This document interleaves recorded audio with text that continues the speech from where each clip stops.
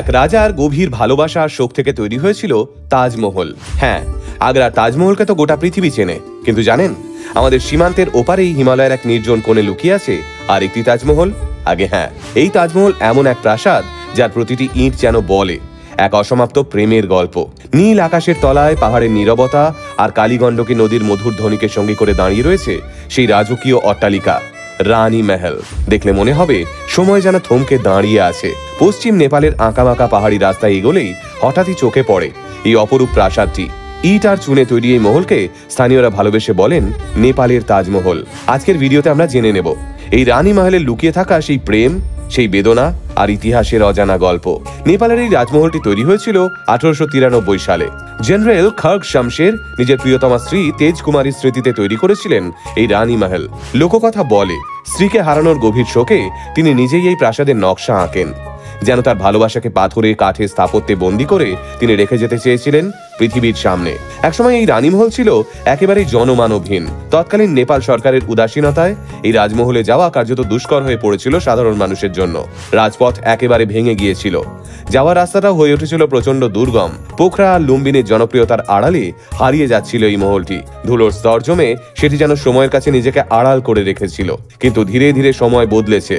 নেপালের পর্যটন বিভাগ এবং স্থানীয় প্রশাসনের উদ্যোগে রানী মহল আবার নতুন করে প্রাণ ফিরে পেয়েছে।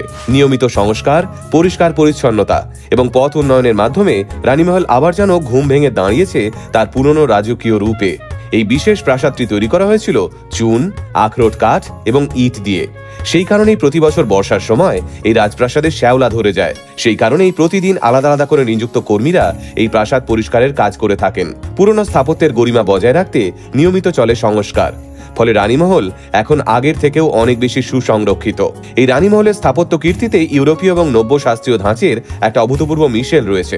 4 তলায় বিশাল অট্টালিকার সামনের অংশে রয়েছে প্রার্থনা ঘর, উপরের তলায় রয়েছে বসার ঘর এবং মাঝের তলায় রয়েছে শোবার ঘর। চারপাশে রয়েছে বিস্তীর্ণ বাগান, নদীর দিকে নেমে গিয়েছে একটি পাথরের সিঁড়ি এবং রয়েছে একটি পুরনো জলাশয়।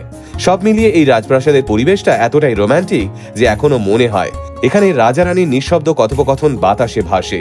প্রাচীনকালে এই পথ ছিল তীর্থযাত্রীদের প্রধান রুট। মুক্তিনাথ মন্দিরে যেতে হলে সবাইকে এই পথ দিয়ে যেতে হতো। প্রাসাদের ভিতরে ছিল অতিথিশালা আর ঘোড়াশালা, যার চিহ্ন আজও প্রাসাদের দেওয়ালে টিকে আছে। এখন রানীমহল শুধু ইতিহাস নয়, পর্যটনেরও জোয়ার দেখছে। 2025 সালে প্রায় 1.5 লক্ষ পর্যটক এখানে ভ্রমণ করেছেন, যা আগের যে কোনো বছরের তুলনায় অনেক বেশি।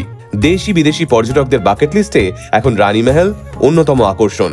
তবুও এত মানুষের ভিড়েও এই রাজপ্রাসাদের নিজস্ব শান্ত নিঃশব্দ ব্যক্তিত্ব ঠিক আগের মতোই রয়ে গেছে। 100 বছরেরও বেশি সময় পেরিয়ে গেছে, কিন্তু রানীমহল আজও তার প্রেমময় আভা হারায়নি। নদীর স্রোত, পাহাড়ের সবুজ আর নীরব পরিবেশ সবকিছু মিলে যেন তাকে আরো অলৌকিক করে তোলে। জেনারেল খর্গ শামশের যখন এই প্রাসাদ তৈরি করেছিলেন তখন তার চোখের জলে যেন প্রতিটি ইট ভিজে ছিল। তাই রানীমহল শুধু একটি স্থাপত্য নয়, এ এক অচেনা চিরন্তন ভালোবাসার স্মৃতিস্তম্ভ।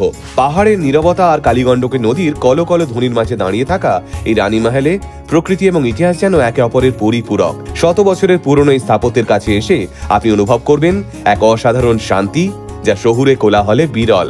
নেপালের বুকে লুকিয়ে থাকা এই ভালোবাসার স্থাপত্য স্বচক্ষে দেখার অভিজ্ঞতা আপনিও কি নিতে চান? তাহলে আপনার পরবর্তী নেপাল ট্রিপে অবশ্যই যোগ করুন এই জায়গাটি।